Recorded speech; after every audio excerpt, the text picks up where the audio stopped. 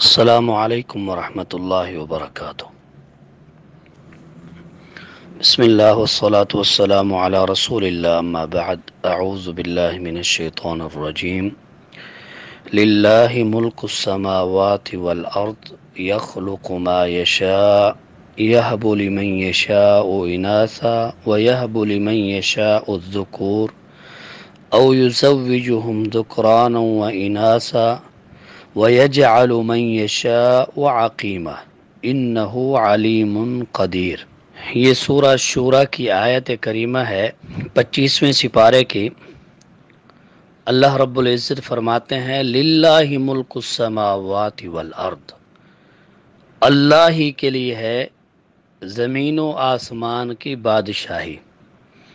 یخلق ما یشاء، وہ پیدا کرتا ہے جو چاہتا ہے۔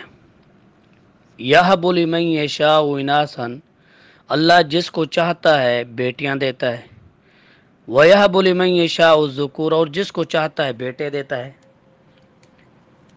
یا دونوں بیٹے اور بیٹیاں دونوں دیتا ہے۔ اور اللہ جس کو چاہتا ہے اولاد سے محروم کرتا ہے۔ اللہ کے پاس علم بھی ہے، علم والے بھی ہے، اور اللہ کے پاس قدرت بھی ہے۔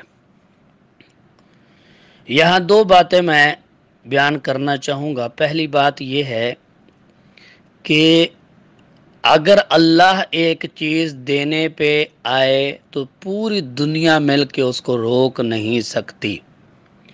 اللہم لا مانع لما اعطیت، اے اللہ جسے تو دے دے کوئی روکنے والا نہیں۔ ولا معطی لما منعت، اور جسے تو روک لے اسے کوئی دینے والا نہیں ہے۔ اسباب جو ہوتے ہیں، مثلا آج کل چونکہ حالات ایسے بن چکے ہیں کہ ہم لوگ فوراً ہی ذہن ہمارے ادھر ہی چلے جاتے ہیں، شیطان ہمیں اس راستے پہ چلاتا ہے تاکہ ہم غلطی پر غلطی کریں۔ اولاد کا نہ ہونا، اس کے کئی ایک اسباب ہو سکتے ہیں۔ مثلا مرد کے اندر کمزوری ہو سکتی ہے۔ نمبر 2، مرد ٹھیک ہے، عورت کے اندر کمزوری ہو سکتی ہے۔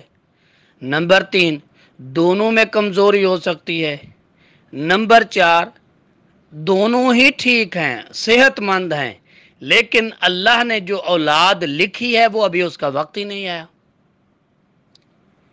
جس بچے کا وقت زندگی اس کی دنیا میں اس نے دیکھنی ہے، جو وقت لکھا جا چکا ہے وہ نہیں آیا، تو اس سے پہلے کیسے اولاد ہو سکتی ہے؟ تو یہ اسباب ہیں، یعنی دونوں ہی صحت مند ہیں، تو اللہ کی طرف سے ایک آرڈر نہیں ہے، تو پھر کیسے ہوگا؟ تو ہم ان تمام چیزوں کو ایک سائیڈ پہ رکھ کے جب صرف یہی دیکھتے ہیں کہ ہمارے اوپر جادو نہ ہو، یا ہمارے اوپر یہ نہ ہو، وہ نہ ہو، تو پھر ہم اس راستے پہ چلتے ہیں۔ پھر ہمیں کوئی مشورہ دیتا ہے کہ فلاں دربار پہ چلے جاؤ۔ اگر ہم درباروں پہ جانے والے نہیں تو پھر کہتے ہیں وہاں سے دم کرا لو، وہاں سے تعویذ لے لو۔ تعویذ لینا کوئی بری بات نہیں، تو یہ ہے وہ ہے، یعنی ایسے ایسے کام ہمیں کرنے پڑتے ہیں اولاد کے لیے، اولاد کی خاطر۔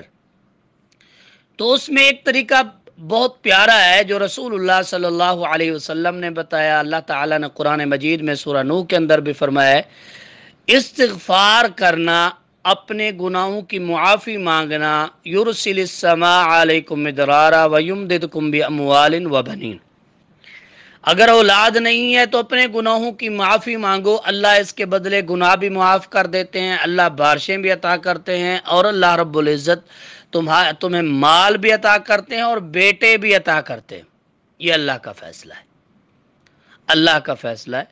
تو ہمیں سب سے پہلے جو چیزیں اختیار کرنی چاہیے، اپنا ایمان اور یقین اللہ پر پختہ کرنا چاہیے کہ اللہ کی طرف سے جب حکم ہوگا تو یہ جادو کرنے والی پوری دنیا ہو جائے، تعویذ کرنے والی پوری دنیا ہو جائے، اور سارے جن اکٹھے ہو جائیں، سارے انسان اکٹھے ہو جائیں، اگر اللہ دینے پہ آ جائے تو یہ سارے مل کے بھی میرے راستے میں رکاوٹ نہیں بن سکتے۔ اللہ مجھے دے کے رہے گا۔ یہ ایمان اور یقین سب سے پہلے اپنے دل میں پختہ کر لیں، پھر آگے سارے کام آسان ہوتے جاتے ہیں۔ جب یہ ہو جائے تو اس کے بعد دعا کریں جو انبیاء کا طریقہ تھا۔ حضرت زکریا علیہ السلام نے دعائیں کی، رب لا تذرنی فردن وانت خیر الوارثین، اللہ مجھے اکیلا نہ چھوڑنا، تو بہترین وارث دینے والا۔ تو اللہ رب العزت سے دعا کرنا۔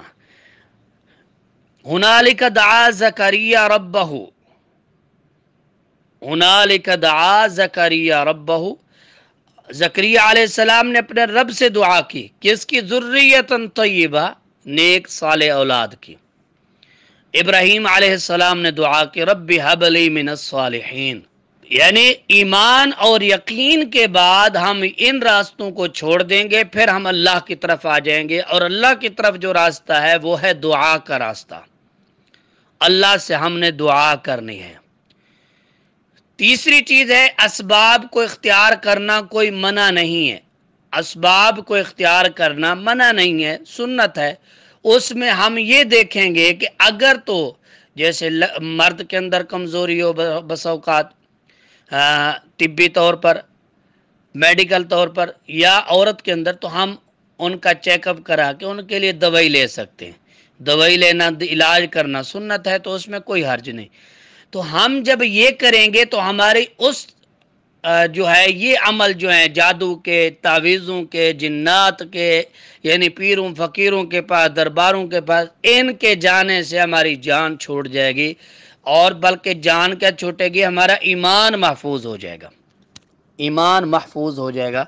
تو ہم عموماً یہ تقریباً میرے ایک اندازے کے مطابق، ناقص علم کے مطابق، یہ 10 سے 15 سال ہوئے ہیں، 10 سے 15 سال کا عرصہ یہ ہوا ہے کہ جب سے یہ ایک وبا پھوٹی ہے، ہم شادی کے فوراً بعد ہی دیکھتے ہیں اگر 6 مہینے میں، سال میں بچہ نہیں ہو رہا تو ہم کوئی راستے اختیار کرنا شروع کر دیتے ہیں۔ پھر ہمیں کوئی بتاتا ہے وہاں دھاگا لٹکاؤ، وہاں دیگ لگاؤ، وہاں سے تعویذ لے لو، وہاں تعویذ باندھ لو، یہ دم کر کے وہ چیز دیتے ہیں کہ یہ کھاؤ، یہ کھاؤ۔ تو ایسی چیزیں ہم فوراً اختیار شروع کر دیتے ہیں کہ اللہ سے ہمارا ایمان یقینی سائڈ پہ ہو جاتا ہے، اور پھر ہم اپنے راستے پہ چل پڑتے ہیں۔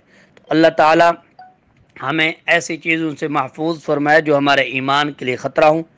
اللہ ہمارا ایمان و یقین اللہ کے اوپر ہمارا کامل اور مکمل ہو، اللہ ہمیں یہ ہمت اور توفیق عطا فرمائے، اور ہم دعا کا راستہ اختیار کریں۔ جو بے اولاد ہیں اللہ انہیں نیک اور صالح اولاد عطا فرمائے۔ تو اس طرف سے ایک مسئلہ چھوٹا سا یہ بھی رہ گیا تھا کہ یہ ٹینشن بنتی کیوں ہے؟ یہ اس لیے بنتی ہے کہ شادی کے بعد اگر 6 مہینے تک بچہ نہیں ہوتا تو لڑکی کو پریشانیاں آنیاں شروع ہو جاتی ہیں، ساس کی طرف سے، اس کے گھر والوں کی طرف سے، یعنی خاوند کی طرف سے اور اس کے گھر والوں کی طرف سے، کہ یہ اگرچہ وہ لڑکے کے اندر ہی کمزوری ہو، اگرچہ پرابلم لڑکے کے اندر ہی ہو، لیکن وہ لڑکی کو تکلیفیں آنی شروع ہو جاتی ہے، جس کے لیے پھر وہ چاہتی ہے جیسے بھی وہ بچہ ہو۔ تو اللہ معاف فرمائے، اللہ تعالیٰ غلط رستوں سے محفوظ فرمائے۔ تو اس لیے جو یہ چیزیں ہیں ان کو اختیار کریں، ایمان اور یقین کو کامل اور مکمل کریں، پورا کریں، اللہ پر ایمان ہو۔ ہر وقت اپنی زبان سے جب بھی آپ کے ذہن میں آئے تو یہی بات نکلے، اللہ تیرا فیصلہ ہوگا، اللہ تیرے حکم سے ہر چیز ہوتی ہے، اللہ تو مجھے بھی دے دے، اے اللہ تو نے زکریا علیہ السلام کو بڑھاپے میں بیٹا دیا تھا، ابراہیم علیہ السلام کو بڑھاپے میں دیا تھا، اللہ تیرے پاس قدرت طاقت ہے، اللہ مجھے بھی بیٹا عطا کر دے، اللہ مجھے بھی اولاد سے نواز دے۔ تو اللہ سے دعا کریں، انشاءاللہ اللہ دعاؤں کو سننے والا ہے، قبول کرنے والا ہے۔